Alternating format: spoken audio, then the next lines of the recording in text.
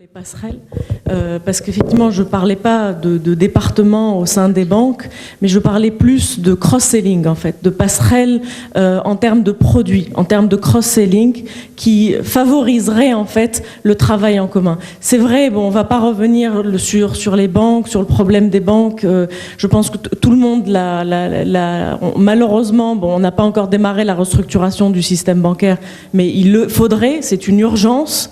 Bon, on va passer à l'étape ultérieure, mais je pense que en termes de cross-selling, on a beaucoup de choses à faire et ça permettrait, comme monsieur l'a dit, quand on parle de cohérence du système, une cohérence du système ne peut pas passer par une segmentation trop forte entre les secteurs, en fait. Il faut repenser le système dans son ensemble. Effectivement, chacun défend sa corporation, mais il est temps aussi, en fait, d'imaginer le secteur bancaire, le secteur financier dans son ensemble, parce que on n'est pas seul, en fait. Je veux dire, quand on regarde au-delà des frontières, on a du mal aujourd'hui à sectoriser le système bancaire, financier ou assurance, en fait. Aujourd'hui, on parle plus de conglomérats financiers que d'établissements de crédit ou de prestataires de services d'investissement.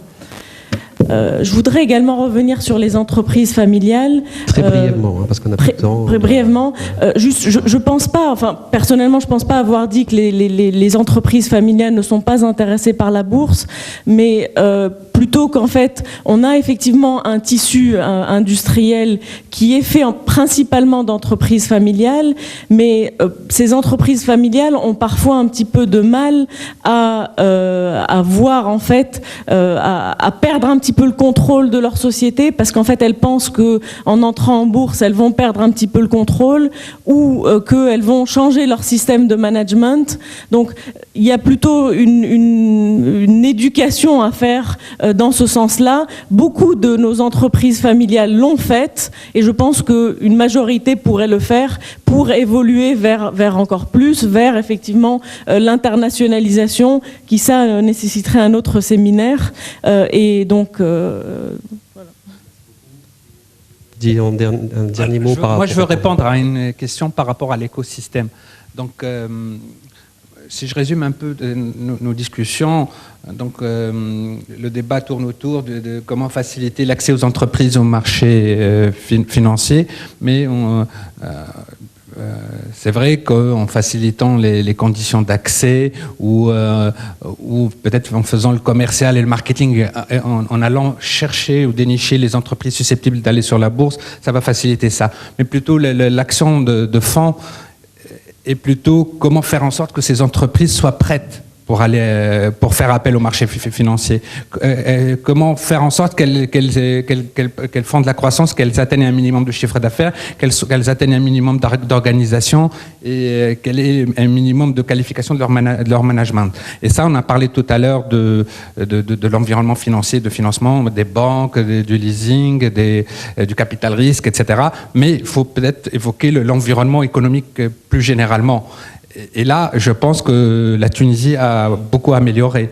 Moi, je vais citer 3 exemples donc, pour parler de l'écosystème. Donc, l'écosystème fiscal, un premier exemple. Donc, en Tunisie, aujourd'hui, une société qui est créée, elle va très rapidement, et si elle fait bien ses déclarations honnêtement, elle va très rapidement trouver une bonne partie de ses fonds propres chez l'État, par notre système fiscal qui est basé sur la retenue à la source.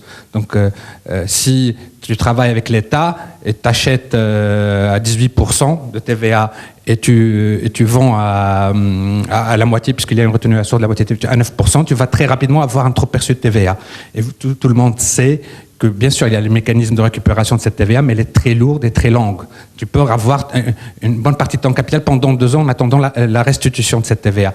Aussi, sur la retenue à la source de 1,5%, qui est comme une avance sur impôt, qui prend comme hypothèse que la société, elle fait déjà des bénéfices de 5% net, et que tout le monde sait que pour une entreprise en création, peut-être que pendant les 3 premières années ou les 5 premières années, elle ne va pas dégager des bénéfices. Au moins pour les 1 ou 2 années. Aussi pour les importations, il y a des taxes très aberrantes. Il y a une 15% de retenue à la source sur certaines importations, qui est une avance sur impôt, donc qui suppose que l'entreprise fait presque une marge nette de 40%, ce qui est vraiment très aberrant. Il y a aussi les majorations de TVA, le système de majoration de TVA à l'importation, qui fait qu'on paye 22,5% de TVA à l'importation et qu'on vend à 18%, qui fait très rapidement, quelques mois, quelques années, on a une grande partie de nos fonds propres chez l'État. On a eu un cas où une entreprise de capital social, 50 000 dinars, et au bout d'une année et demie, elle a un trop perçu chez l'État de 200 000 dinars. Vous imaginez. Donc, l'écosystème en général, il n'y a pas que la partie fiscale. Il y a aussi la réglementation de l'activité dans certains secteurs où l'État a un rôle à jouer pour éviter la concurrence déloyale, où il y a des sociétés qui n'ont pas les mêmes charges que d'autres sociétés parce qu'elles ne payent pas leurs taxes ou autres. Il y a aussi l'environnement de la formation des entrepreneurs et des salariés qui vont constituer la société. Donc, je pense qu'en Tunisie, on peut faire beaucoup d'efforts en inculquant ou en formant nos futurs chefs d'entreprise à être des vrais entrepreneurs, parce que, oui, pour répondre au monsieur, oui, à l'intérieur de la Tunisie, même si en n'étant pas très éduqué, on peut créer des entreprises, on peut faire en travaillant dur et en étant très motivé. Si on a un bon écosystème, oui, on peut réussir. Tout à fait. Pourquoi pas? Donc, tout dépend de l'environnement. Tout à fait, merci. Merci. Donc la valeur entrepreneuriale, c'est excellent. Vraiment, en un seul mot, parce que je voudrais... Non, juste un dernier mot. Je voudrais, pour la cohérence du système, il faut aussi qu'on donne un petit peu plus d'importance à la sanction. Parce que s'il n'y a pas de sanction, il n'y a pas un système sain. Et pour ça, en fait, il faut former les juges, former certains collèges du CMF. Et j'insiste aussi sur les juges, parce que si on n'a pas des juges spécialisés dans les affaires boursières et dans les affaires commerciales, on n'ira pas vers la sanction, en fait. Des paroles d'avocate, hein, merci beaucoup.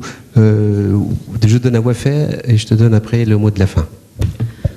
Moi, je dis que malgré toutes les difficultés que peut rencontrer un jeune dirigeant pour la création d'entreprise, moi, je dis même en cas d'échec, il ne faut pas s'alarmer, il faut continuer, parce qu'on apprend de son échec. Et les banquiers doivent comprendre aussi que l'échec, ça nous permet de corriger, et donc ils ne doivent pas fermer les portes aux chefs d'entreprise en cas d'échec. Merci Wafé. En une seule phrase, comme ça on laisse la main au deuxième panel. Voilà. Donc je voudrais juste rebondir sur ce qu'a dit Maya.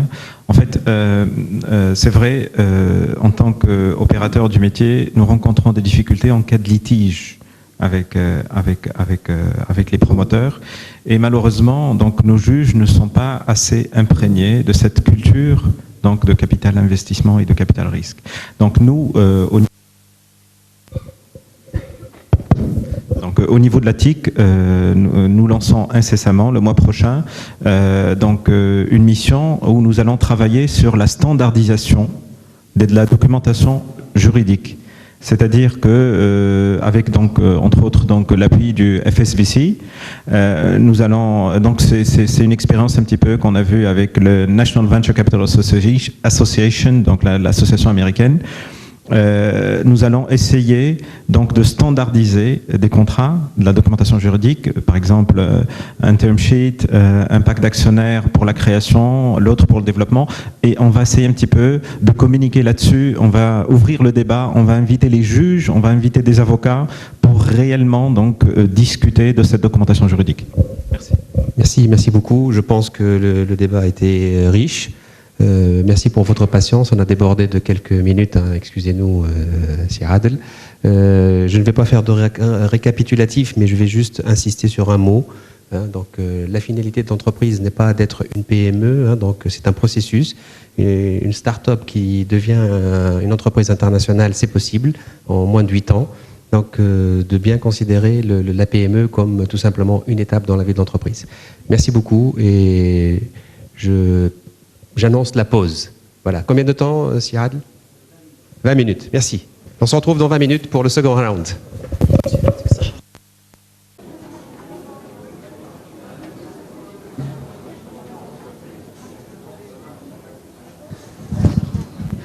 Pour respecter l'horaire, donc, je vous suggère de reprendre nos travaux.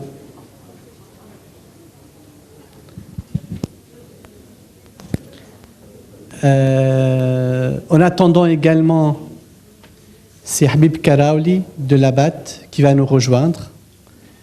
Je commence par vous présenter les intervenants dans ce panel.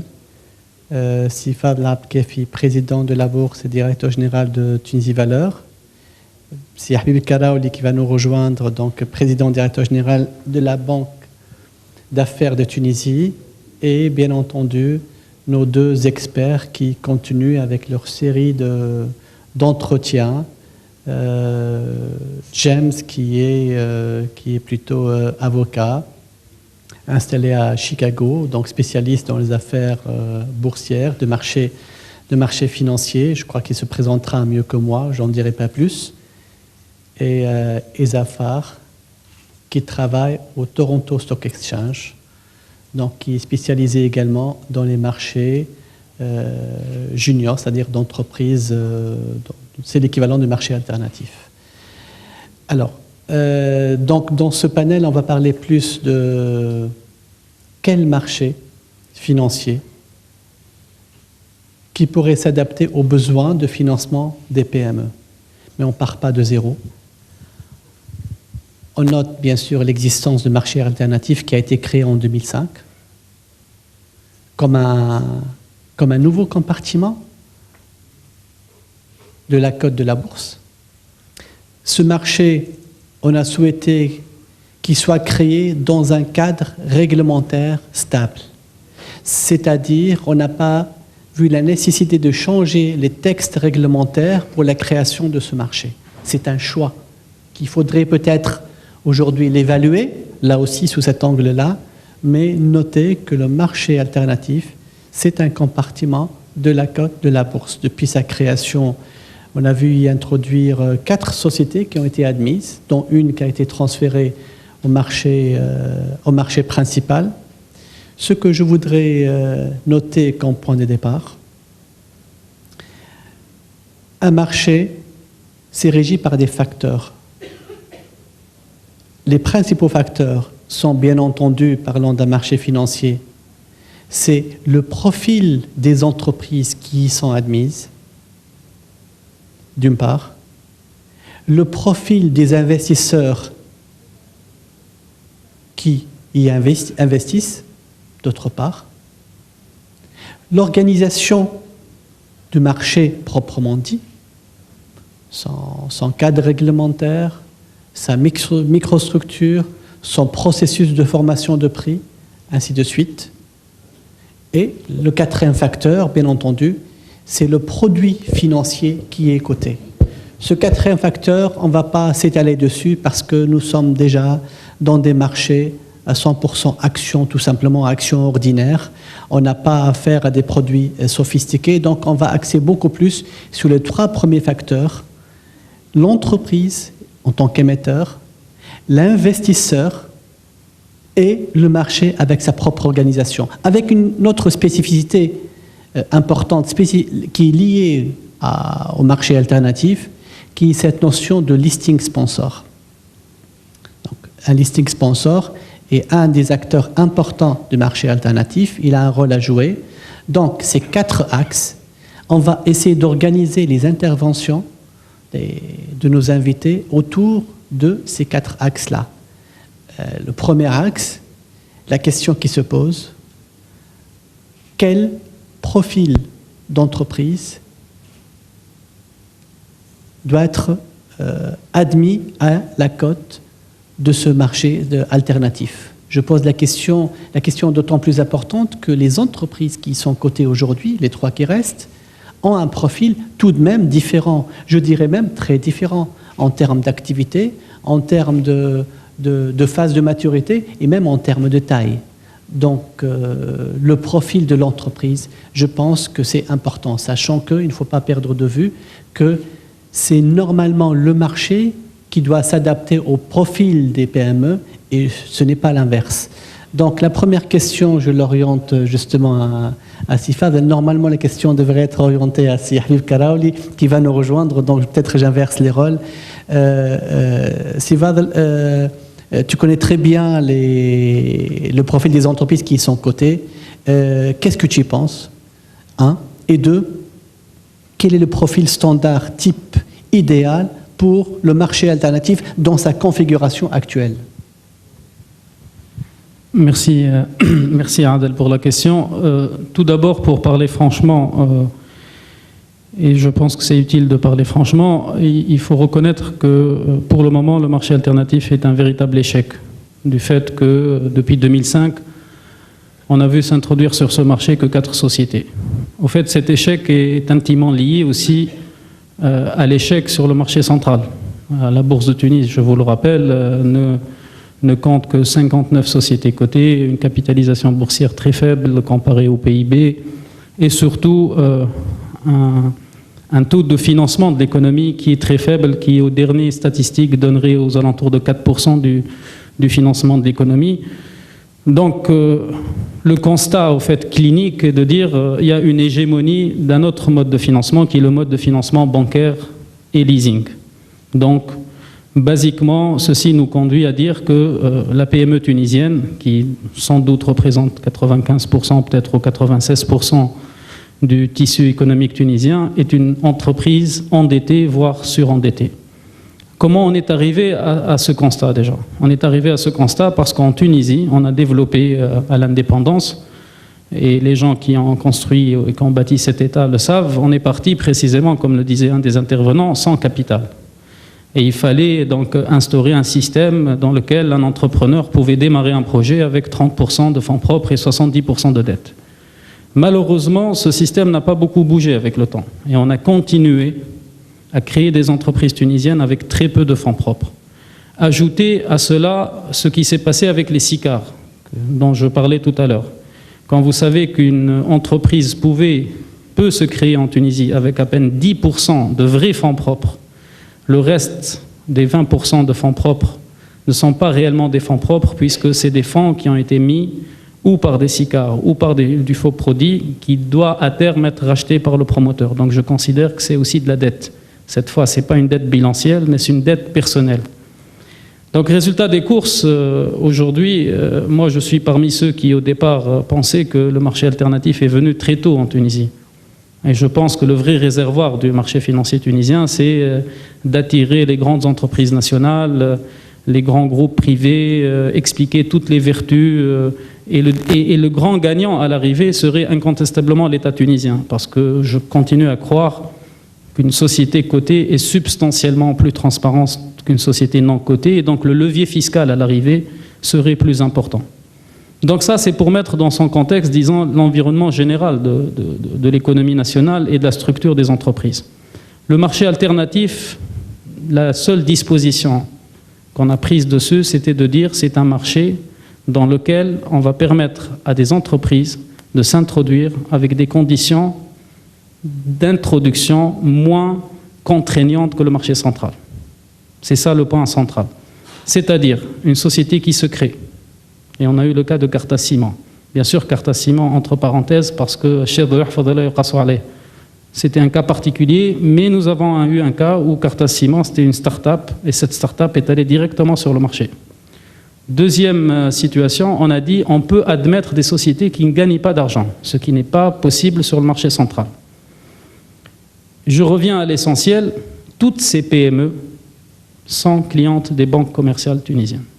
Et ma croyance profonde, c'est que si les banques et le marché financier ne vont pas la main dans la main, si les banques ne créent pas de vrais départements de marché de capitaux à l'intérieur des banques commerciales pour offrir à ces entreprises la possibilité de s'introduire en bourse, on n'aura pas de société qui viendrait ni sur le marché central, ni sur le marché alternatif.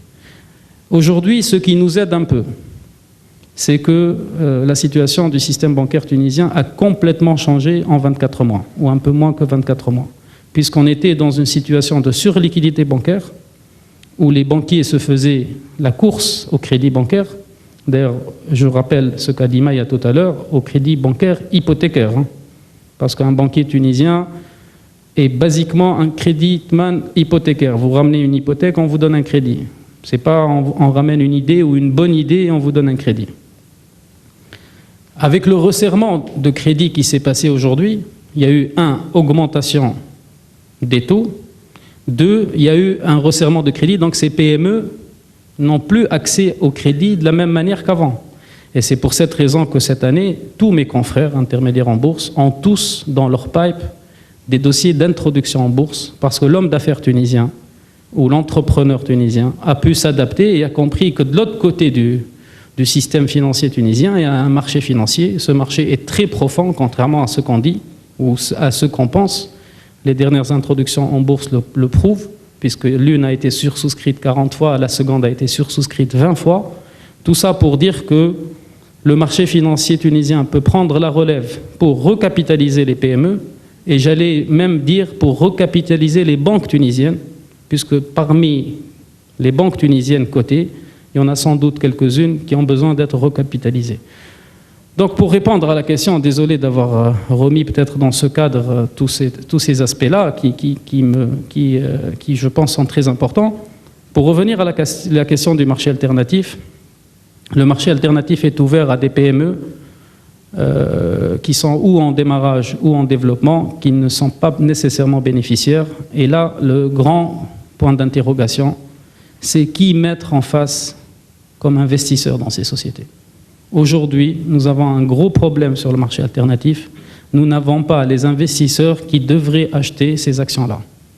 Parce que la notion de l'appel public à l'épargne, et le président du CMF était là, un des rôles du CMF, c'est de protéger l'épargne publique. Quand une société s'introduit sur le marché central, elle a un prospectus qui est visé, il y a des garde-fous qui sont pris. Quand vous introduisez une start-up, et les statistiques des start-up, tout le monde les connaît, on sait quelle est la viabilité des start-up. Comment réagirait le marché financier en cas de faillite d'une société qui s'introduit sur le marché alternatif, sachant que cette société a été vendue par appel public à l'épargne à des particuliers principalement. Donc une des grandes questions, en dehors de l'offre, comment elle va venir, moi je continue à croire que l'offre ne viendra que s'il y a une meilleure collaboration, une meilleure entente et une construction en bonne intelligence entre le système bancaire et les intermédiaires en bourse. Pour la demande, il faudrait créer une catégorie d'investisseurs dits sophistiqués ou des investisseurs, comment on dit ça, avertis. Ça existe dans le monde. On ne peut pas, au sens de la responsabilité que nous avons, ouvrir ce marché financier à des particuliers qui ne sont pas peut-être au fait des risques qu'ils vont prendre en achetant ces valeurs-là. Mais je continue à croire que l'argent n'est pas sorti du pays, qu'il y a beaucoup d'argent dans ce pays, et que, contrairement à ce qu'on pense, le marché financier tunisien peut jouer un rôle central dans le redécollage, on va dire, de l'économie nationale, en donnant beaucoup plus de fonds propres à nos entreprises et à nos banquiers. Voilà ce que j'avais à dire, disons, côté offre et demande sur le marché alternatif.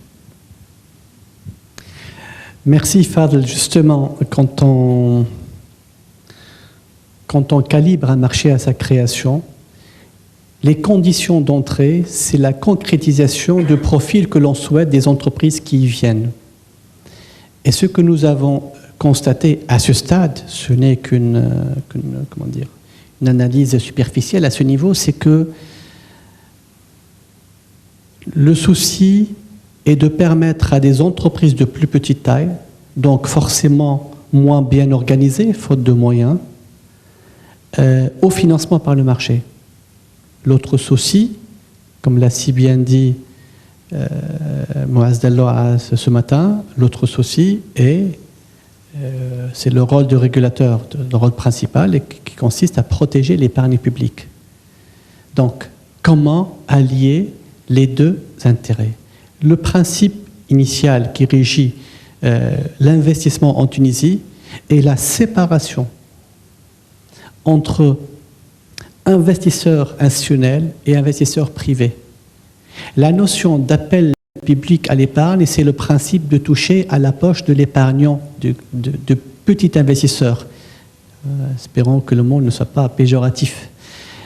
Et contrairement à l'investisseur averti qui soit institutionnel. Nous savons très très bien la situation ou bien le dynamisme des investisseurs institutionnels sur le marché financier. Et il serait donc le rôle du régulateur est de protéger l'épargnant non averti. Comment passer d'une dimension investisseur institutionnel, investisseur privé, vers une autre dimension, investisseur averti, qui peut ne pas être institutionnel, et investisseur non averti. auquel cas le souci du principe de protection d'épargne est de protéger l'investisseur non averti. Ça, c'est côté investissement. Il y a le point de jonction entre les deux à l'admission d'une société sur ce marché, c'est ce fameux prospectus. Et tout le processus du listing, tout le processus de l'admission à la cote de la bourse. Donc, partant de là, quel est le processus idéal pour le profil d'entreprise que l'on souhaite venir, sachant qu'il y a un point très très important avant de passer, transmettre la question à notre ami expert Zafar. Il ne faut pas se contenter en termes d'exigence d'information au niveau de prospectus. On sait très bien que derrière le prospectus, il va y avoir un visa. Mais il y a tout un processus d'information par la suite qui continue. Et à mon sens, c'est là où il y a le plus de défaillances. D'ailleurs, cette défaillance ne touche pas que les PME, ça touche aussi les grandes entreprises. Pas à l'admission, parce qu'on est obligé de produire un prospectus qui comporte toutes les informations nécessaires, mais par la suite dans la continuité de l'information. Donc, ma question s'oriente à Zafar. D'après vous, vu le profil, on cherche à attirer des PME pour ce marché-là. Quel est le meilleur processus du listing, d'une part, et d'autre part, je pense que vous êtes au milieu de votre diagnostic. Vous avez déjà une idée presque claire sur notre processus d'admission au niveau du marché alternatif. Qu'en pensez-vous ?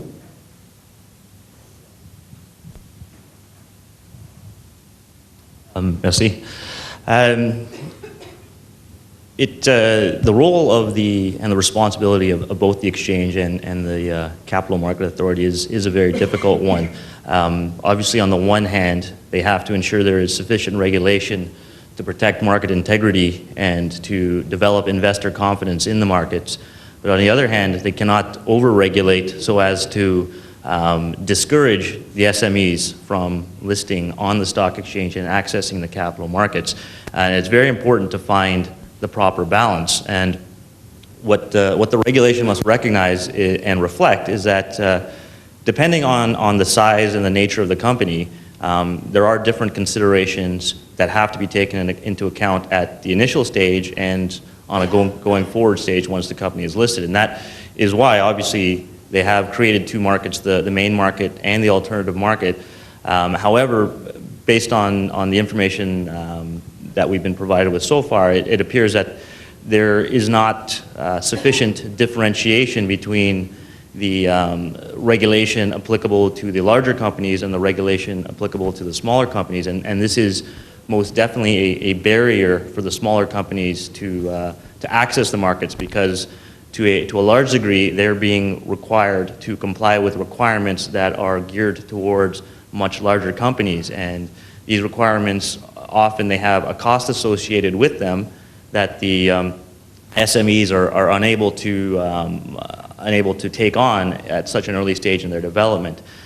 So what the regulators, and I understand the regulators are working towards, is to create more specific rules applicable to the smaller issuers.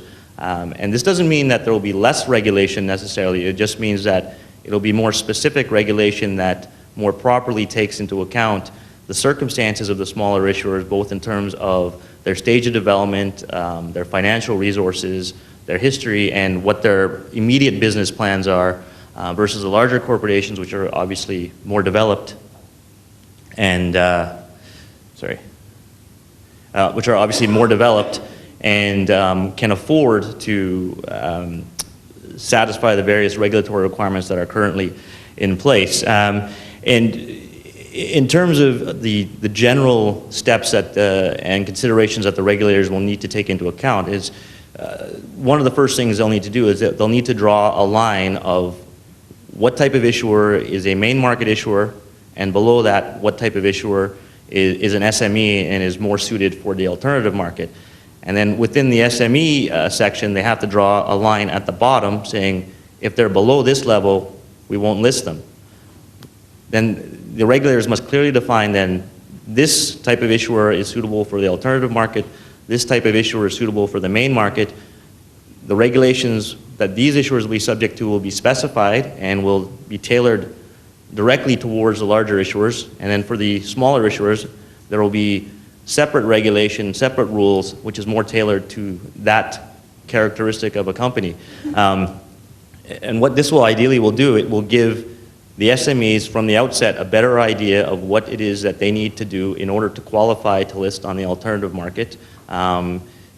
Ideally, the listing requirements will be, given that it's a smaller entity with less of an operating history and I guess fewer financial metrics on which to evaluate the company, the more important considerations may be things such as the quality of the management team. Have these individuals been involved with other companies that have been successful, and is that then something that can be relied upon as an indicator of this company being properly managed and having the ability to properly comply with the regulations at the initial stage and going forward. In a lot of cases for the smaller issuers, the quality of the management team is the most important factor in their success and also in terms of their continued compliance with the regulations.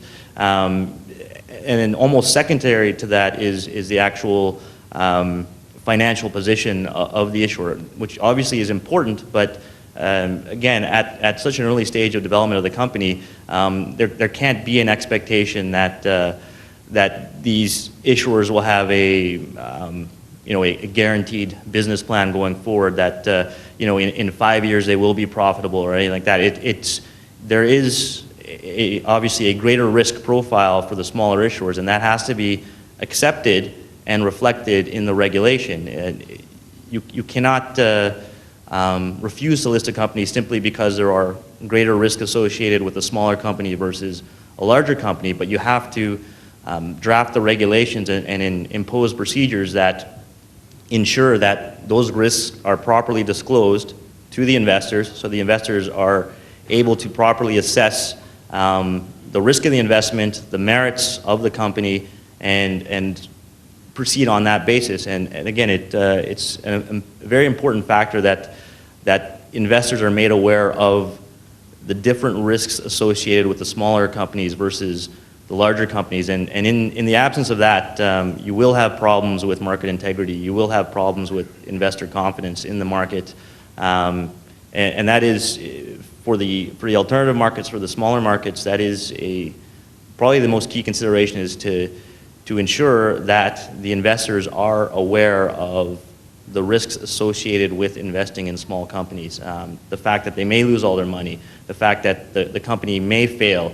And again, in my view and in my experience, if proper disclosure is made and if the intermediaries, namely the stockbrokers, properly advise their clients and assess their clients' financial means, they should properly then be able to advise the investors whether or not this is a suitable investment for the individual. And that, in terms of the capital market authorities and the stock exchange, to a certain degree, they need to push that responsibility onto the brokers and not take it on themselves, because that's a very difficult thing for the regulators to do on a case-by-case basis. So. If I could, just a couple of other comments. One, we certainly understand and agree that the primary obligation of a financial market regulator is to protect investors and protect their savings. But we see that there ought to be a distinction between protection and paternalism, where a regulator says, we don't think you understand the risks. We don't think you're able to assume the risks. And there is a bright line between the different types of exchanges that Zafar has worked on, I have worked on, between a mature market, which has companies that are well established and profitable and well run, and riskier markets, where you have startup companies, companies that are in very early stages of development, and yes, the chances of failure are much greater. The risks are much higher. But as Zafar said, if you properly disclose to the investor, this is a new company. It has very limited operating history. It has very limited commercialization. Its operations are in their infancy.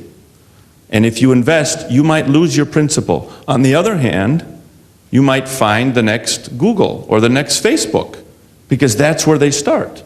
And if an investor is willing to take that risk, understands the risk and assumes the risk, then the role of the regulator is simply to make sure of that. Not to say, no, we're sorry, that's too risky for you. That's for me to decide. It's my pocketbook, and I need to make that decision on my own.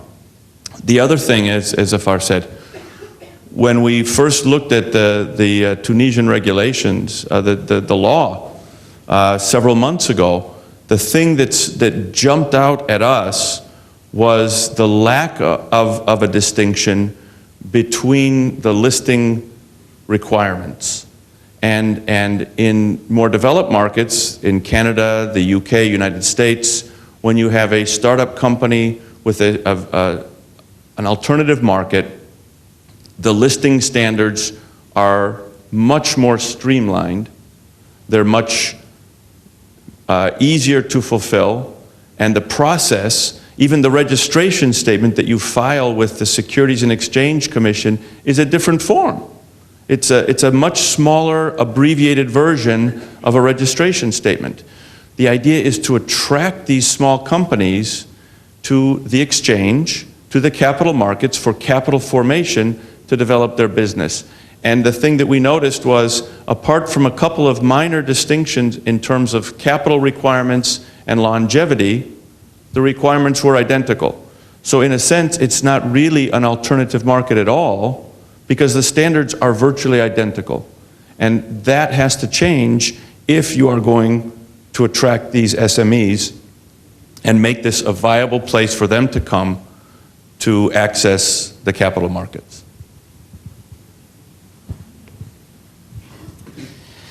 Merci Zafar, merci James. Justement, la réponse a été vaste et je dirais même qu'elle a empiété sur les questions qui viennent après.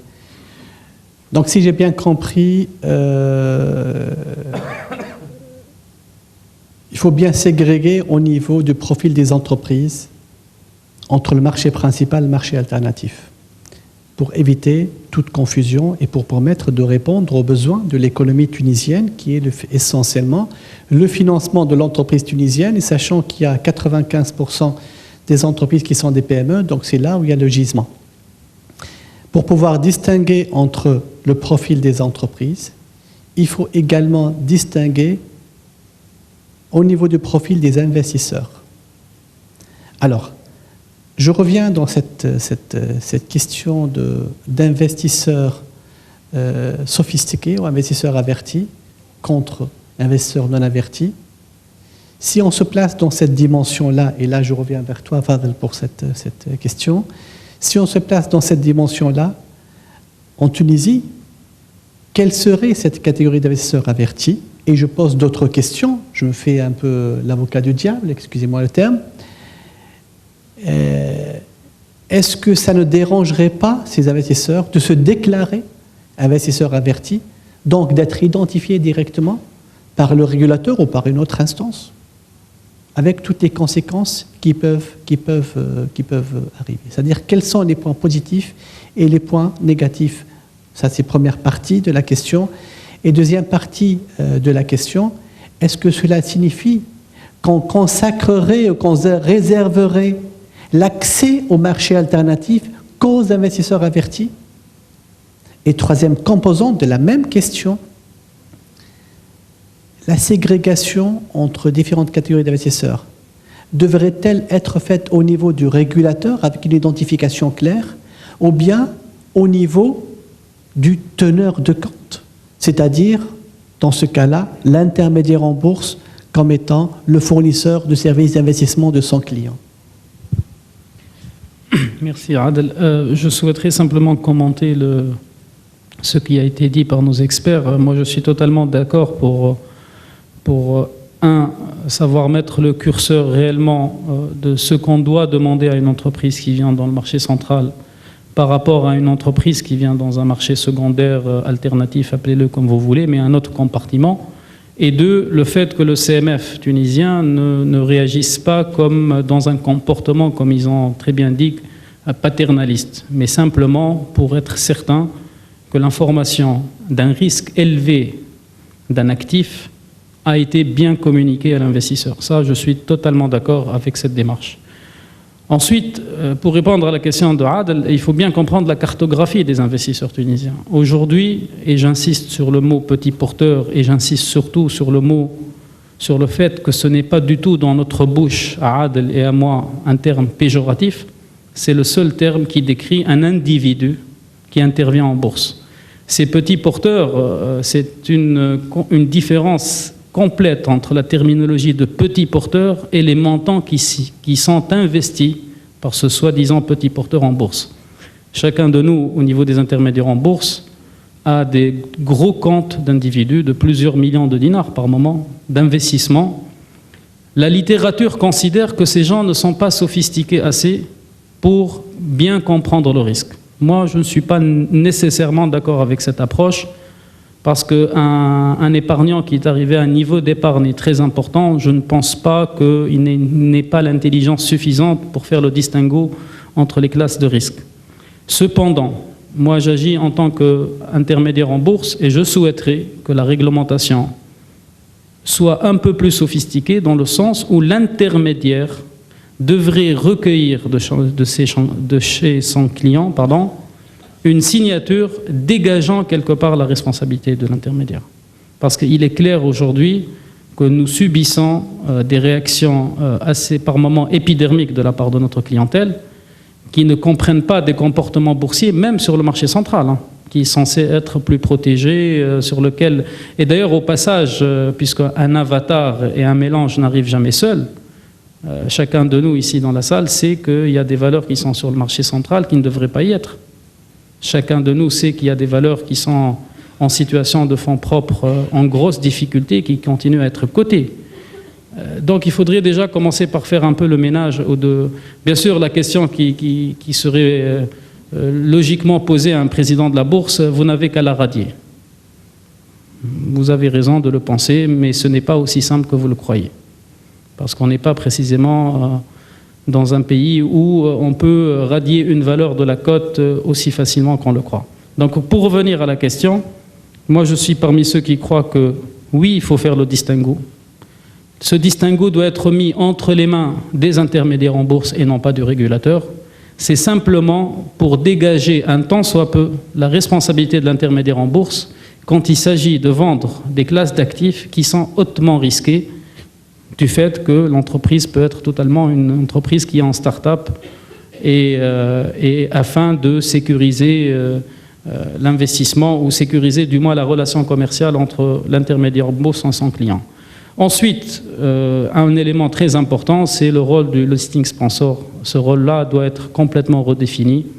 Les uns et les autres, les textes ont été bien compliqués à un moment. On ne comprend pas quel est le rôle et surtout quelle est la responsabilité du listing sponsor. Parce que quand la société émettrice ne souhaite pas communiquer au listing sponsor les informations qu'il faut, quelle est la responsabilité de ce listing sponsor? Derrière la relation avec le listing sponsor, il y a aussi l'animation du marché. Il est clair que si nous allons vers une bourse, ça veut dire un marché secondaire, c'est pour avoir un minimum de liquidité sur le titre.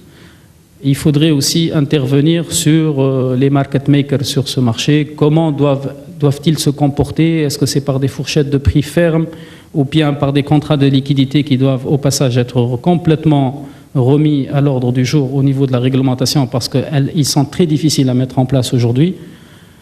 Donc voilà, ça fait beaucoup d'obstacles à l'émergence de ce marché alternatif. De toute façon, je n'invente rien, les résultats sont là. Le marché alternatif a été créé en 2005, tout feu, tout flamme, tout le monde était content de le voir venir.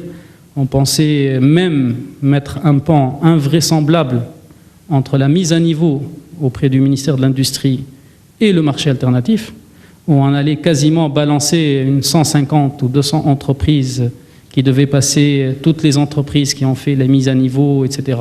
Parce qu'il faut savoir quelque chose, pour terminer, En Tunisie, contrairement à ce qu'on dit maintenant, parce que maintenant on a tendance à forcer la dose, la mise à niveau a été un excellent plan.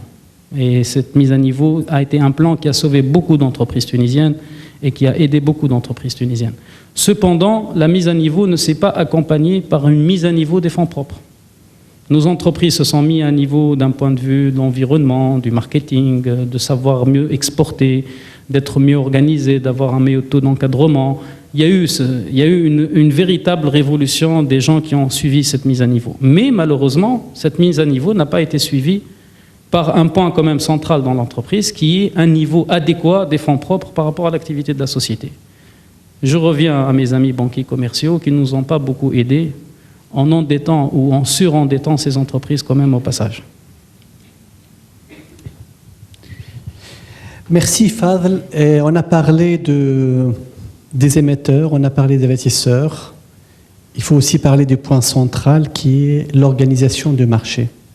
La structure actuelle du marché alternatif, comme je disais tout à l'heure, c'est un compartiment du marché principal où les règles de fonctionnement à sa microstructure, c'est pratiquement la même que le marché principal, c'est-à-dire un marché totalement dirigé par les ordres. Ça, c'est un constat. Bien sûr, au niveau de la réflexion, je me rappelle bien, puisque nous avons participé à la conception, à la création de ce marché-là, nous avons imaginé d'autres modèles, mais rappelez-vous ce que j'ai dit tout à l'heure, nous avons fini par opter pour une création d'un marché dans un système réglementaire stable qui ne changerait pas pour ce marché-là. Donc, on a abouti à un compartiment qui est dirigé par les ordres. Nous savons très bien, en termes de microstructure de marché et de formation de prix, qu'un marché dirigé par les ordres offre l'avantage de la réduction du coût de transaction. Une transaction est un moindre coût dans un marché où les offreurs confrontent les demandeurs eux-mêmes, investisseurs qui veulent sortir, sans passer par l'intermédiaire. Donc, ça a l'avantage de réduire le coût global de la transaction. Mais ça a quand même des inconvénients, c'est que dans des marchés où la quantité de titres n'est pas abondante, où le flottant est relativement faible, il est clair qu'un vendeur pourrait placer ses ordres sur le carnet d'ordre, devrait attendre un certain temps avant de réaliser cette transaction. C'est-à-dire que c'est une transaction à moindre coût, mais qui devrait prendre le temps nécessaire jusqu'à ce qu'on trouve une contrepartie acheteur. Prenons maintenant l'autre système, sachant qu'on sait très bien que dans le monde maintenant, la plupart des systèmes de modèles de marché sont des modèles hybrides. Personne ne prétend détenir la vérité, en fait. Le deuxième modèle, c'est un modèle d'intermédiation de marché, de market making, de spécialistes qui sont là, qui offrent la liquidité instantanée, ce que nous avons, nous, avec les banques, au niveau des marchés d'échange, c'est-à-dire qui vous permettent de réaliser votre transaction directement, non pas avec une contrepartie comme vous, mais avec un professionnel en contrepartie. Bien entendu, ce professionnel doit en faire son métier et doit gagner sa marge, que l'on appellerait généralement le bid-ask spread. Alors, l'avantage des marchés d'intermédiation, de teneur de marché, c'est l'instantanéité de la transaction.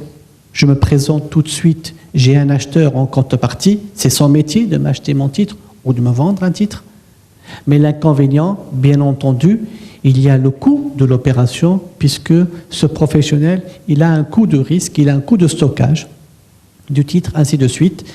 Et donc, dans ce cas-là, face à ces deux modèles, nous avons opté pour le marché alternatif, censé être pour des entreprises de petite taille, de petits flottants, de petite capitalisation du flottant sur le marché.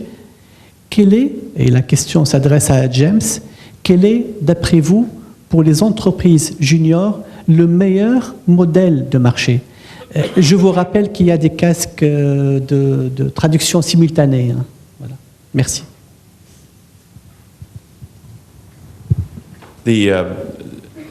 We have worked with a number of smaller exchanges, startup exchanges, both in the United States as well as in other jurisdictions. And there's no question, Adel, that the market structure can have a profound impact on the viability of the exchange and the liquidity on the exchange. And there have been empirical studies that show that particularly with a smaller exchange, a startup or a junior exchange, the quote-driven market where there is a specialist who posts two-sided quotes willing to purchase and sell at stated prices with a spread between them up to a certain maximum size, 50 shares, 100 shares, 1,000 shares, whatever it might be, is a way to attract liquidity. It provides not only for a fair and orderly market, but buyers know that if they decide to sell, there is a ready marketplace. And they don't have to wait for 3 days or 5 days or 7 days until there's a natural buyer on the other side when they're ready to sell. It does have the disadvantage of increasing, to some extent, the cost of execution. You do have a specialist who has to be incentivized to risk its own capital, standing in the middle of both sides of these transactions. But particularly for a fledgling market, it seems to be the best way to maintain that fair, orderly market, attract liquidity, and make sure that there's a ready buyer for every seller and a ready seller for every buyer. Now, one of the things that we have seen is these exchanges begin with a pure quote-driven market, and fairly quickly, as liquidity increases, are able to evolve or to mature into a hybrid model, where certain larger transactions are done without the need of the specialist. And so eventually you evolve into a hybrid market which includes components of both. And ultimately the most mature markets are able to become a pure order-driven market where there are natural buyers and natural sellers on both sides of the market. There's enough liquidity that transactions are occurring on a regular basis, even though there's no intermediary between the two. Merci. Et le listing sponsor, quel est son rôle? Fadl, tu as posé la question, quelle est sa responsabilité? Mais j'ajouterais, quels sont les outils qui sont mis à sa disposition, justement, pour qu'il puisse jouer pleinement son rôle? Et donc, j'oriente la question vers Zafar. Quel est le rôle d'un listing sponsor en réalité, par rapport aux autres pays développés? Thank you, Adel. In Canada, which is, in terms of these requirements for the sponsor, is similar to the United States and similar to the UK as well, the sponsor's role is, they play a fundamental role in the system. In the absence of the sponsor properly carrying out their duties, the system in Canada and the US and the UK would not work the way it's designed to work. The role of the sponsor at the listing stage is, and again, just to go back one step, it's similar in Canada as here. The sponsor is a member firm of the exchange, so it is a financial institution that understands the markets, understands what the role of the exchange is, understands what the requirements of the exchange is, and their role in terms of the listing transaction is to provide independent due diligence of the company and to provide an independent review of the company and essentially make an independent assessment that the company is suitable for listing on the stock exchange, that it meets the listing requirements, and that the management team is properly qualified and whatnot. And in terms of the benefit this provides to the market and to the regulators, is that to the market it provides some comfort that a qualified expert has reviewed the company's disclosure document, has made an assessment of the company's position, and is stating that, yes, this company meets the listing requirements of the exchange and in particular has properly disclosed its business, has properly disclosed the risks associated with its business, has provided all other relevant and material information that the investor needs to know at this point in time on which to make an investment decision. So that the sponsor's role in that regard provides comfort to the investor in respect of that company. Again, there's no guarantee being provided by the sponsor that the company will be successful, but they're saying that at this point in time, they have provided you all the information that they're able to provide, and it is truthful and it is complete.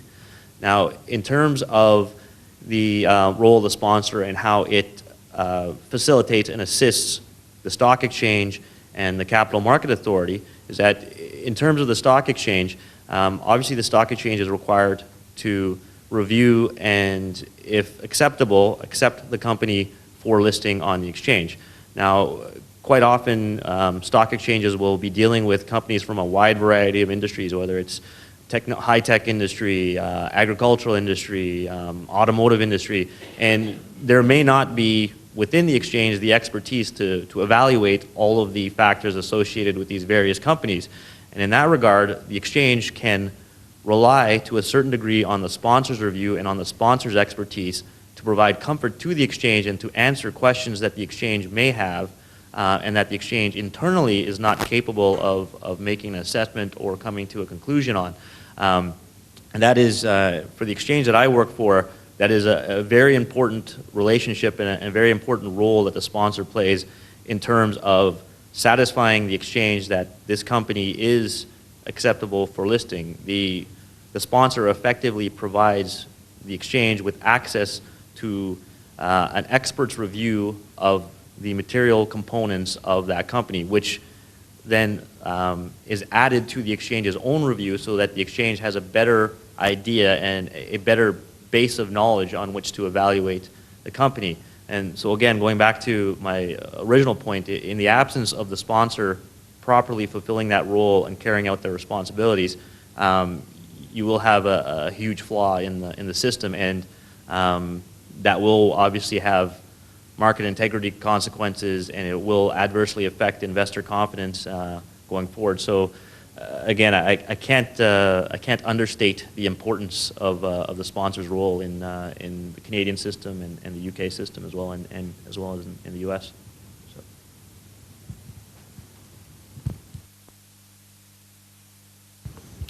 Merci. Probablement dernière question avant de passer la parole à nos invités. Et la question s'adresse à James.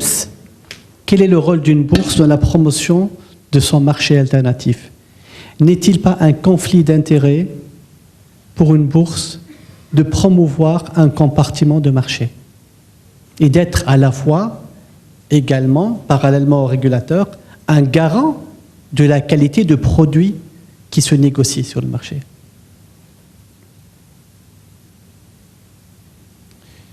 I think you're right, Adel. There is, to some extent, an inherent conflict, and yet we see that even before, today, virtually all of the exchanges in the United States are for-profit.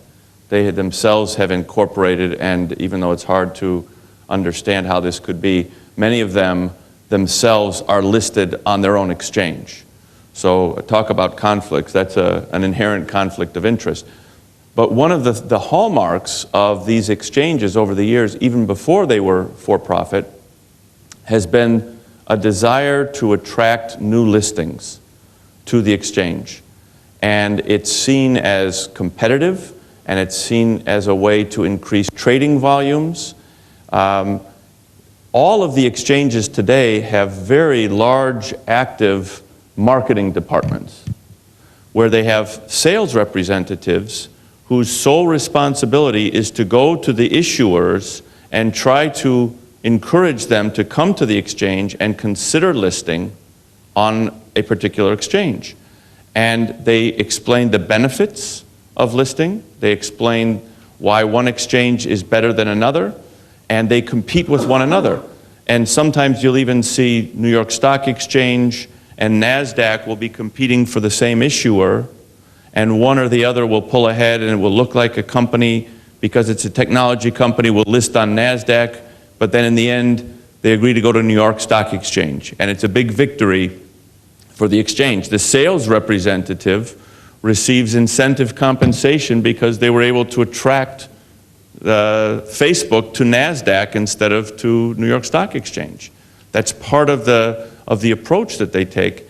I'm certain that if we took a list, as we discussed last night, if we took a list of the top 150 or top 200 SMEs in the country today and the exchange, either the main market or the alternative market, went to them and tried to explain to them the benefits of listing, how they would be able to access the capital markets and the formation of capital in a relatively quick way, and get the publicity and the notice of being a listed company, and then systematically went out and held seminars and face-to-face meetings, conferences, and simultaneously encouraged investors, particularly institutional investors, to look at these markets as an asset class that would be attractive to them as part of a larger portfolio.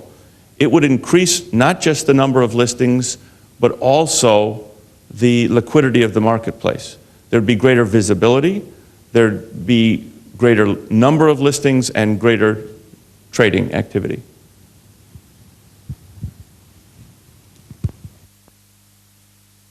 Merci James. La phase la plus importante d'une conférence, c'est justement lorsqu'on ouvre les débats à nos invités, que ce soit à travers des questions, que ce soit à travers des remarques. Nous aussi, on aura peut-être des questions à poser à certains invités qui ont eu des fonctions auparavant, notamment dans la création de ce marché-là. Donc les débats sont ouverts. Des questions. Tfadal. Karim Ardim, donc en fait j'ai une question à poser à nos invités. Que pensez-vous en fait du modèle particulier de l'Alternative Investment Market anglais, et où en fait le régulateur sous-traite un petit peu une partie de ses fonctions de contrôle chez les Nominated Advisors? Et est-ce que ce modèle-là est applicable dans le cas de pays émergents avec des marchés encore embryonnaires?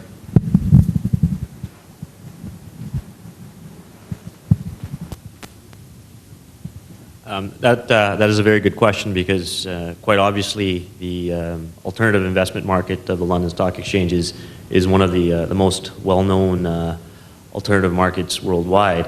But the understanding that emerging countries have to have is that the companies that list on the alternative market on AIM are quite large, and they have quite substantial financial resources. And in terms of the role of the nominated advisor,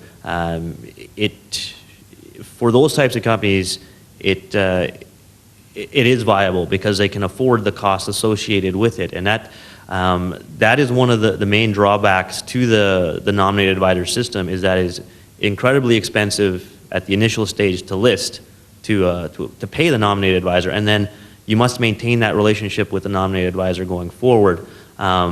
And again, there is an associated cost with that. Now, if theoretically it was possible for the cost associated with the nominated advisor to be much lower, to be affordable to the SMEs in the Tunisian economy, then I would agree that that is a good system. But again, that is based on a theory that the companies can afford the cost. In the absence of that, maintaining a continuing relationship with the nomad and putting that responsibility on the nomad to effectively vouch for the company or to certify the company, that it is, I would say, for smaller companies, it is cost prohibitive, and for that reason, even though, as I said, in theory, it would be beneficial to the exchange and to the Capital Market Authority to have this effectively sponsor continually involved with the company.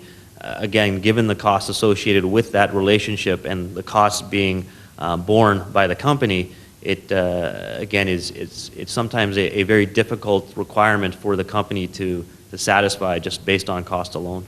So.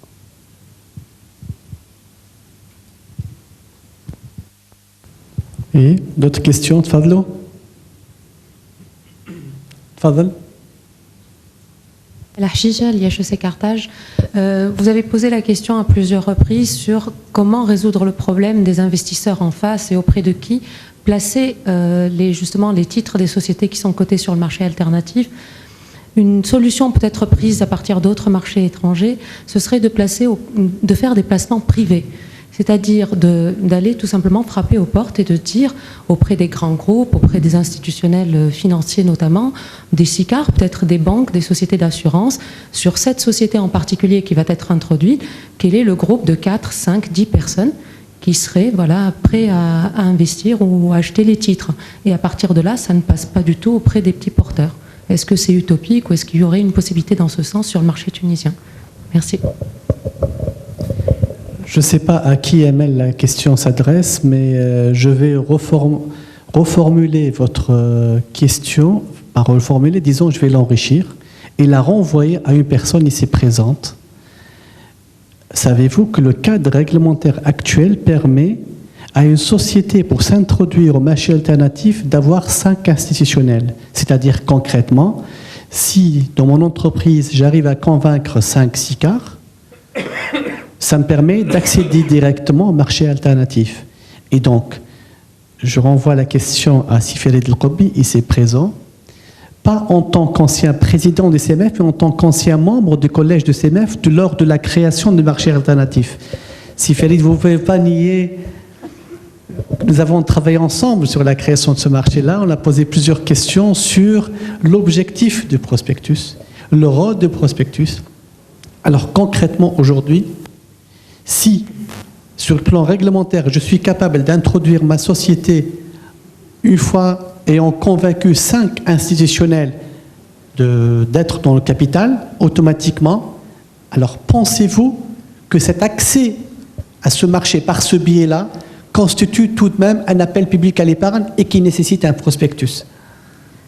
Merci, c'est Adel. Mais... j'ai promis l'interactivité, donc on est plein dedans. Hein. Sur les autres marchés alternatifs, effectivement, il y a cette souplesse. C'est-à-dire qu'ils n'exigent pas de prospectus pour ce cas de figure. Mais la problématique qui s'est posée, c'est que par la suite, il va y avoir sollicitation de l'épargne publique. C'est-à-dire que c'est un genre de grossistes en fin de compte qui vont vendre au grand public. Au cas où on imaginerait que ça resterait dans un cercle d'investisseurs avertis uniquement, ça ne poserait pas de problème. Mais ce n'est pas le but recherché par ces gens-là. Et donc c'est pour ça que il y a eu exigence de prospectus.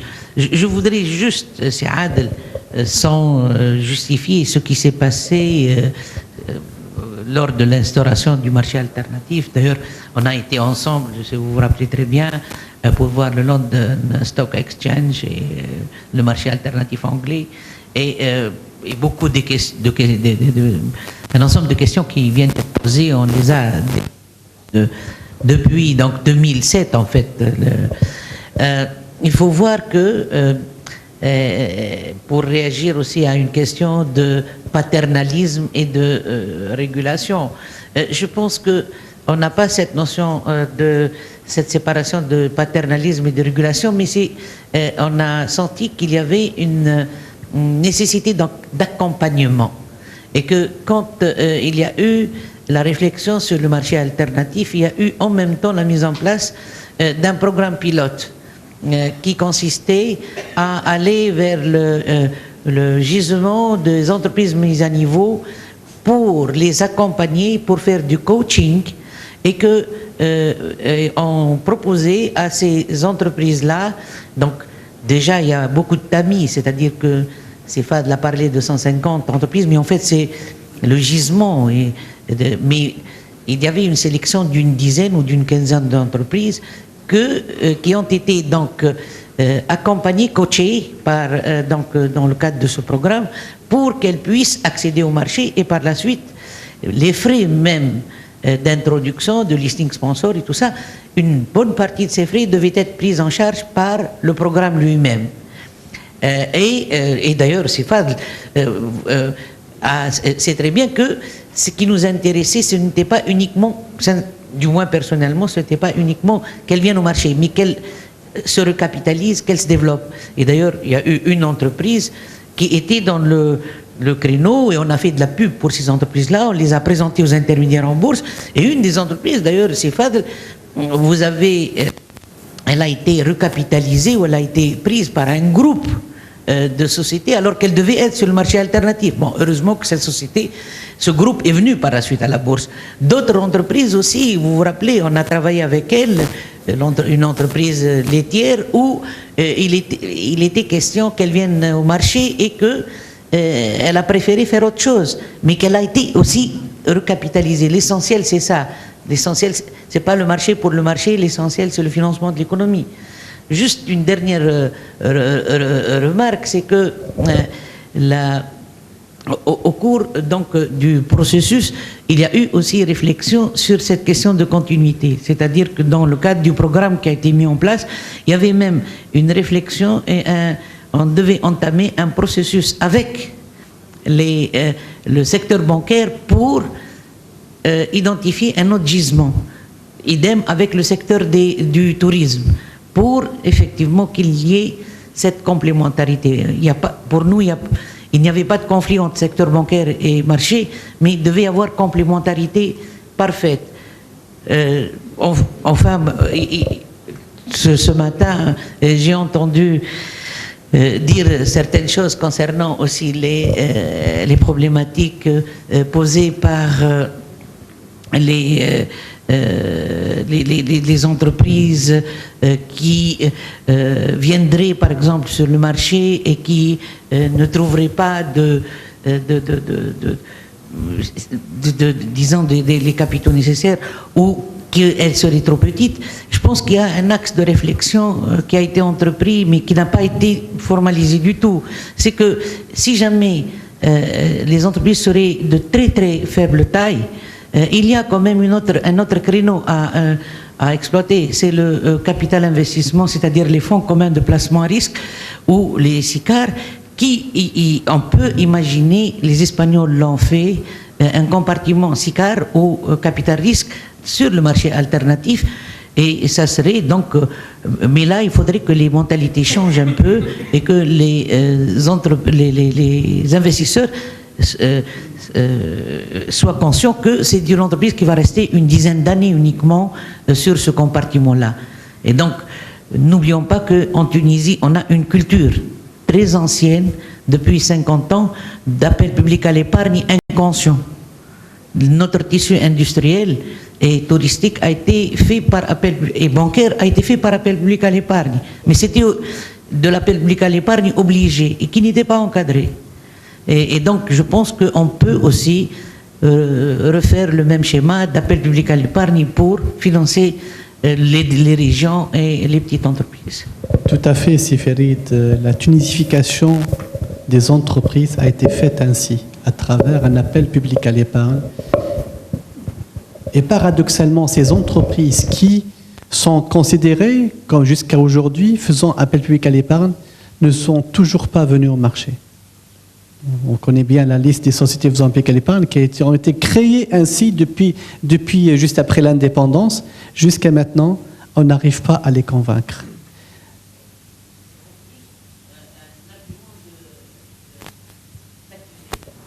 C'est-à-dire que pour moi, les conditions étaient semblables.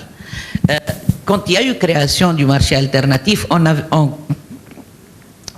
tout le monde n'était pas convaincu, notamment au niveau politique.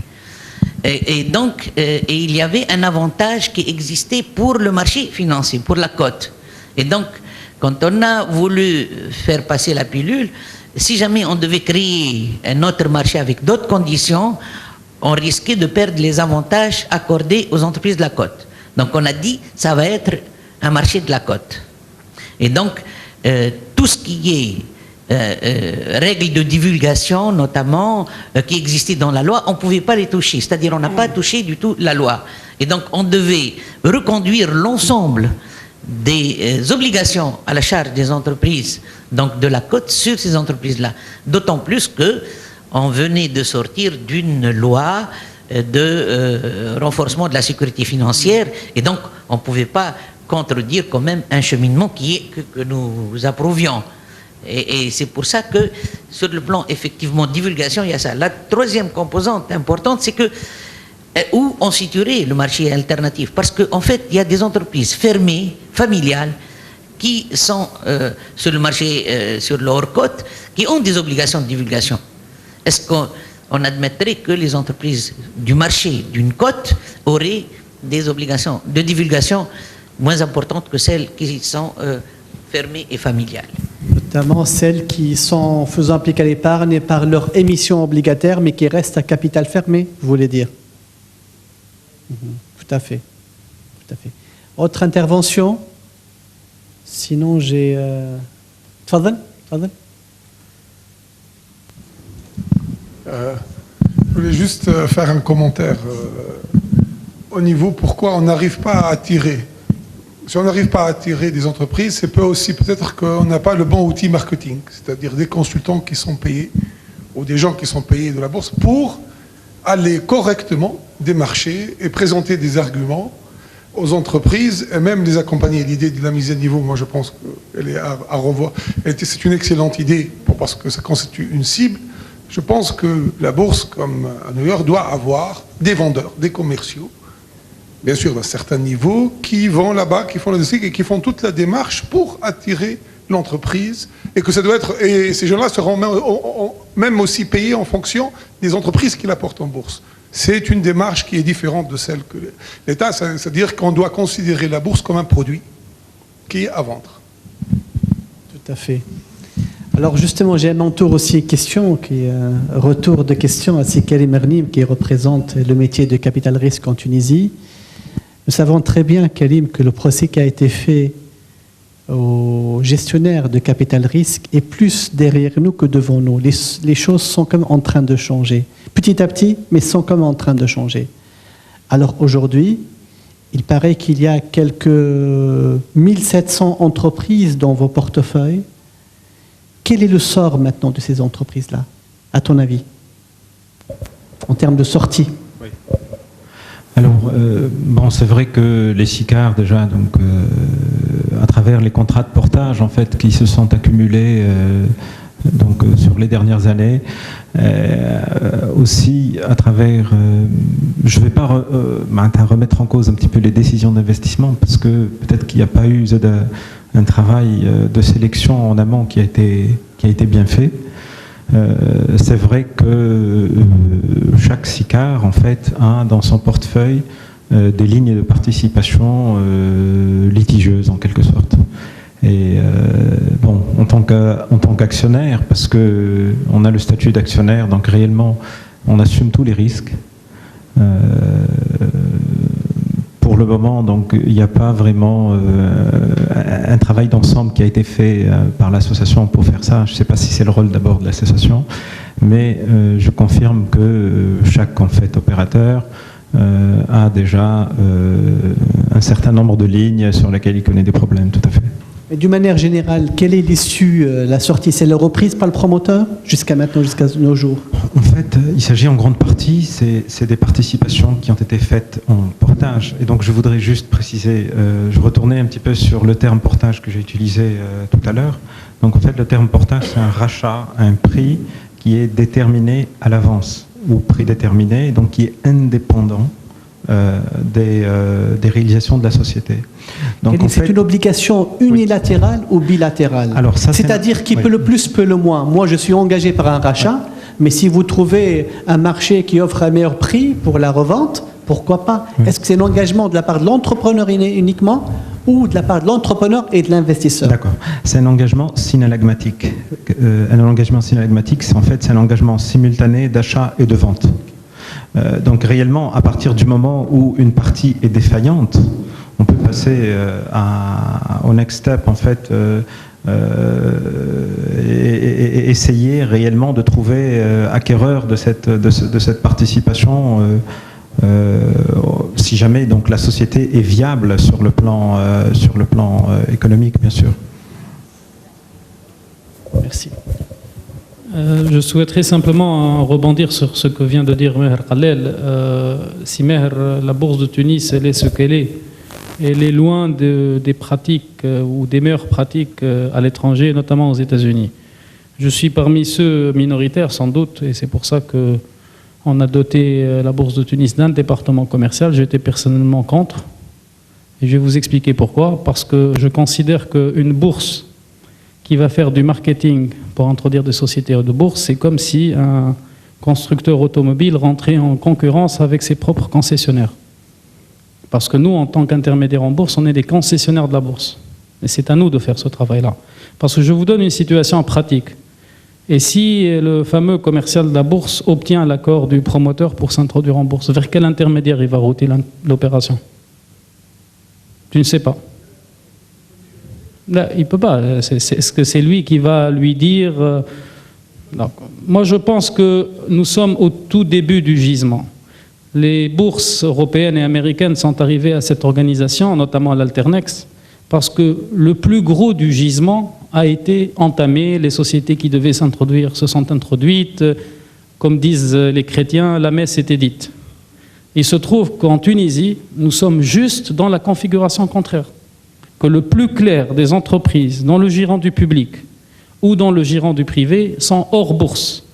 Et que malgré le fait que quelques banquiers continuent à croire qu'on ne fait pas notre boulot de terrain, nous le faisons, et nous le faisons beaucoup et pleinement, et j'aimerais les voir à notre place, parce que quand vous rentrez pour convaincre une société comme la vôtre, Simer, qui avait une dette qui était pricée à moins que le risque de l'État tunisien.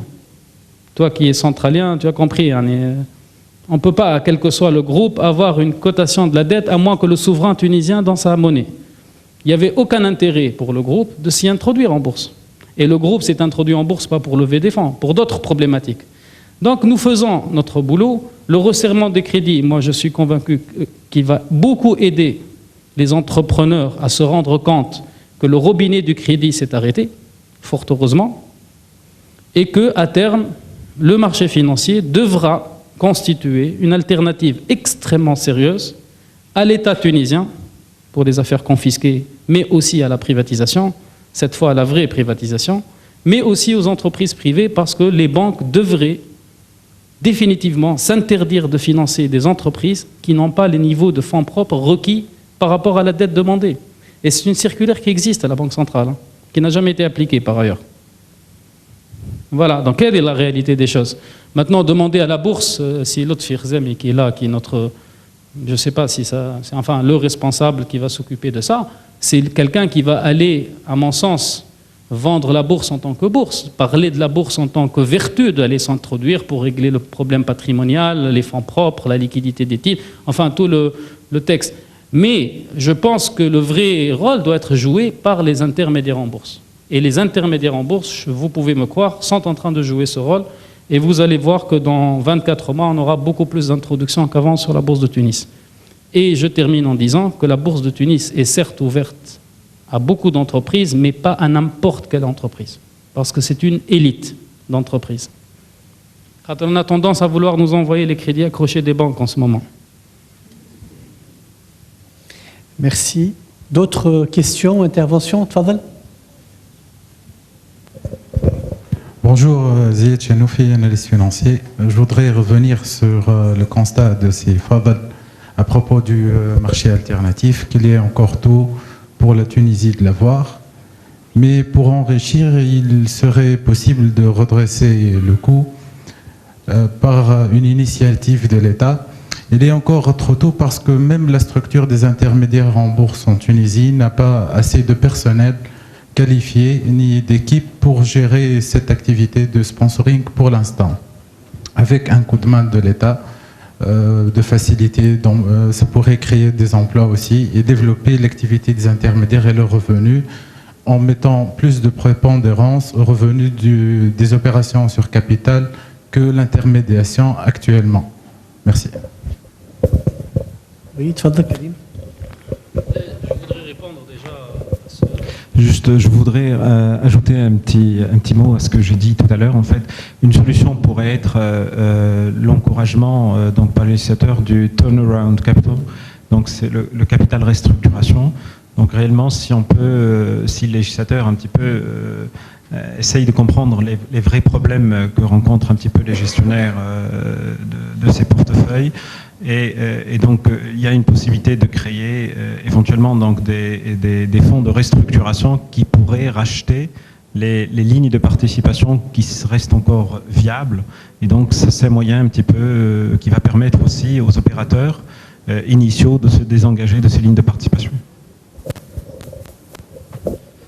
Je souhaiterais revenir sur ce que vous avez dit. Moi, je considère que ce que vous avez dit est malheureusement un autre cliché qui colle à la peau de la bourse et des intermédiaires en bourse. Contrairement à ce que vous dites, et moi je suis sur ce marché depuis 20 ans maintenant, les intermédiaires en bourse ont substantiellement progressé. Tous les intermédiaires en bourse sont aujourd'hui équipés d'analystes financiers qui publient de la recherche, sont équipés d'équipes de corporate finance. C'est des gens qui ont fait des investissements colossaux, que ce soit des intermédiaires qui appartiennent d'ailleurs à des banques ou des intermédiaires indépendants. Donc je ne comprends pas pourquoi vous dites ça. On n'a besoin d'aucune aide de l'État. C'est-à-dire si l'État déjà allait s'occuper de ses priorités et nous lâcher nous, ça serait déjà pas une mauvaise chose. On a simplement besoin qu'on lève la main un tout petit peu sur la relation extrêmement schizophrénique que nous entendons, que nous avons actuellement avec le système bancaire tunisien. Est-ce que oui ou non, le système bancaire tunisien a besoin de fonds propres pour ses clients entreprises? La réponse pour moi est évidente, c'est oui. Maintenant, il faudrait inciter, via la Banque centrale, ces banques-là, comme partout dans le monde, à se constituer des départements de marché de capitaux dignes de ce nom et qui, elles, vont ramener en bourse. Yani fi aoud al-bankaj al-Tounsi, il va à son client lui donner un crédit pour payer un crédit et avoir des niveaux de dette qui font 4 et 5 et 6 et 10 fois les fonds propres. Il serait mieux que ce commercial de la banque commerciale aille voir son client, personne morale, pour lui dire là, on ne peut plus vous suivre sur le crédit, il faudrait une restructuration de bilan et une des solutions serait de vous introduire en bourse par recapitalisation. Ou elle, c'est pas possible, vous avez 85 ans, statistiquement vous vous rapprochez d'une échéance que tout le monde connaît ici, et qu'il faudrait résolument préparer la succession, parce qu'il y a un problème patrimonial qui... Et ça s'est passé partout comme ça dans le monde. Je ne sais pas pourquoi en Tunisie, on souhaiterait inventer autre chose. Et partout dans le monde, vous voyez le cas marocain, on ne va pas aller voir le cas allemand, voilà le cas américain. Je suis toujours étonné que des gens nous comparent aux États-Unis, d'autres à la France. Comparons-nous au Maroc et à l'Égypte, qui objectivement ne devraient pas être aussi avancés que ça par rapport à nous. Objectivement, sans aucun chauvinisme. Je ne développe ni du corporatisme, contrairement à ce qu'on dit. Je ne suis pas né intermédiaire en bourse, et demain je peux ne pas l'être d'ailleurs. Et je ne développe pas un chauvinisme de Tunisiens qui est contre les Marocains, pas du tout. Mais il faut admettre que les Marocains et les Égyptiens sont très en avance par rapport à nous, parce que les banquiers commerciaux égyptiens et marocains, tels que Tijeri, BMC Capital, etc., ont compris que c'est la main dans la main avec le marché financier. Aujourd'hui, nous n'avons pas une histoire à vous raconter d'une entreprise qui a été ramenée par le système bancaire tunisien pour s'introduire en bourse ou pour être recapitalisée en bourse. Demain, je suis en train de dire quelque chose de très simple. Si les banques se mettent à faire ça, on aura 30 introductions par an sur le marché financier tunisien.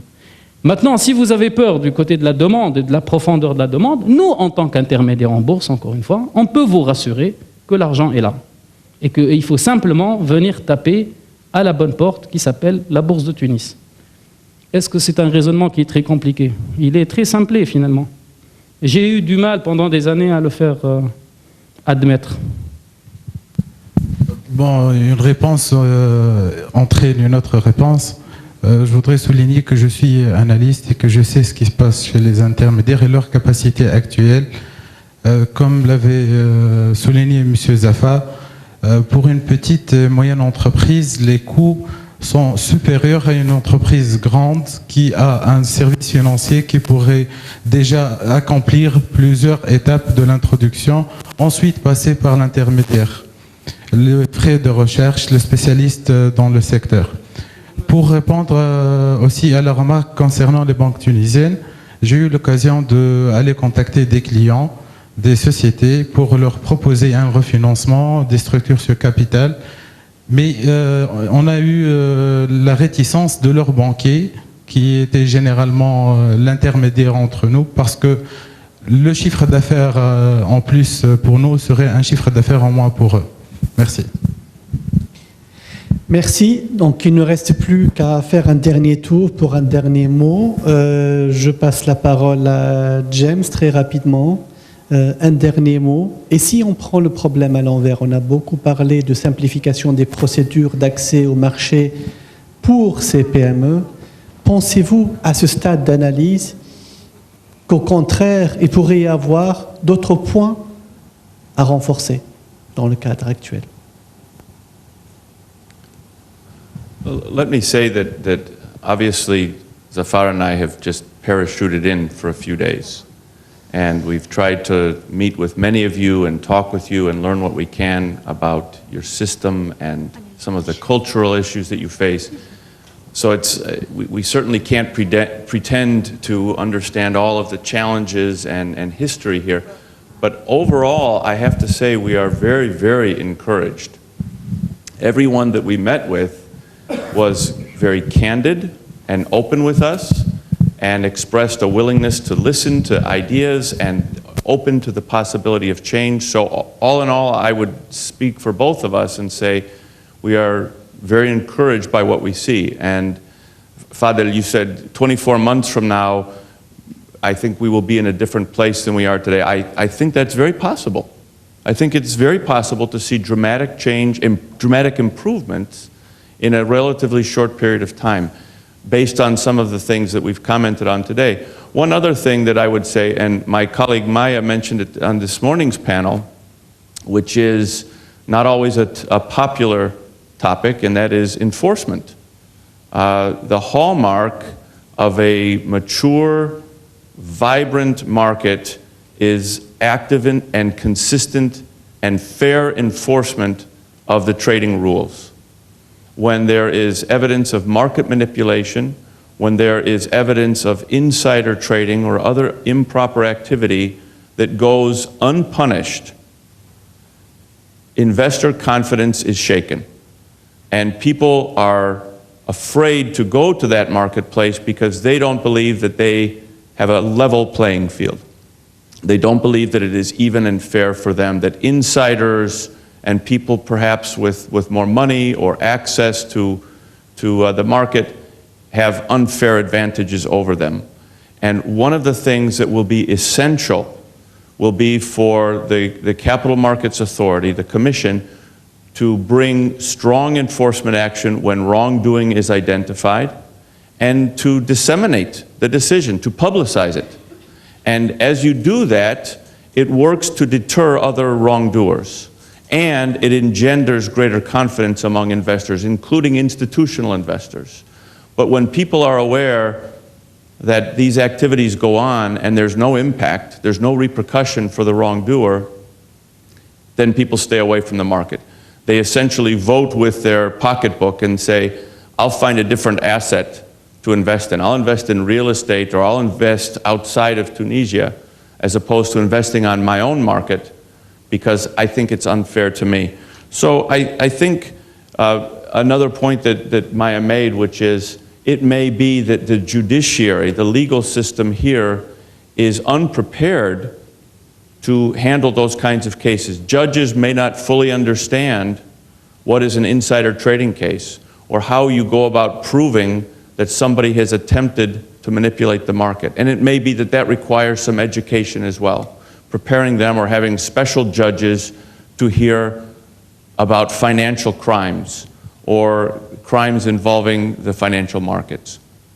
But we think that that's an important step as well. And obviously, it doesn't always work. We can hold ourselves up in the United States as an example of huge problems over the last few years, with very large scandals involving manipulation and insider trading and fraud. But when those wrongdoers are prosecuted, and when they have to disgorge their ill-gotten gains, and when they wind up going to jail, the net effect is that people are encouraged to invest. Merci. Zafar, juste un dernier mot de clôture. Thank you, Adele. I'd like to echo some of James's comments. Over the last couple of days, we've had the privilege of meeting with various market participants, and very impressed by everybody's knowledge of the issues and everybody's passion for addressing the issue and for trying to create a system that does better accommodate the SMEs and does provide better access to capital. And it's quite clear that there is a solid infrastructure already in place in Tunisia with the Capital Market Authority, with the Stock Exchange, with the Brokers Association, with the venture capitalists, and with the entrepreneurs. And it's encouraging to see that you created something 5 years ago with the alternative market, and you're now recognizing that there may be some faults and some areas where you can improve it for the benefit of the SMEs and for their financing activities. There's obviously a lot of intelligence and experience within this community, and it seems clear that it will obviously take time, and there will be a learning process for everybody involved in the system. But it seems clear that you're moving in the right direction. And just as an aside, I know it is natural for any business or for any sort of structure to look at other countries and other markets and see how they structured, whether it's AIM or the Toronto Stock Exchange or the New York Stock Exchange, and the regulatory requirements in those regimes. But I can tell you firsthand, I mean, there is no perfect system. There is no perfect solution. You will always have issues that you need to address. So even if whatever reforms you do, you can't expect a perfect solution, and you have to keep working at it. And you have to keep addressing new issues as they come along, and that is a constant challenge for my stock exchange and for any stock exchange that I've dealt with. So the issues you're dealing with, I know it obviously it seems like a source of frustration for most of you, but it is not something that you should feel that you failed at, because it is something that has to be a constant evolution. Otherwise, you will have problems with the markets and with public confidence. So I'll just leave it at that. Merci. Fadel, mot de clôture. Rien de particulier à ajouter, sauf de peut-être continuer à croire dans ce marché et se dire qu'on a tout ce qu'il faut pour réussir. Le marketing est en train de s'améliorer, la perception de la bourse est en train de s'améliorer, enfin du moins ce que je pense. Et on finira par faire de ce marché un vrai levier du financement de l'économie nationale, et on sera tous, je pense, très fiers de ça. Merci.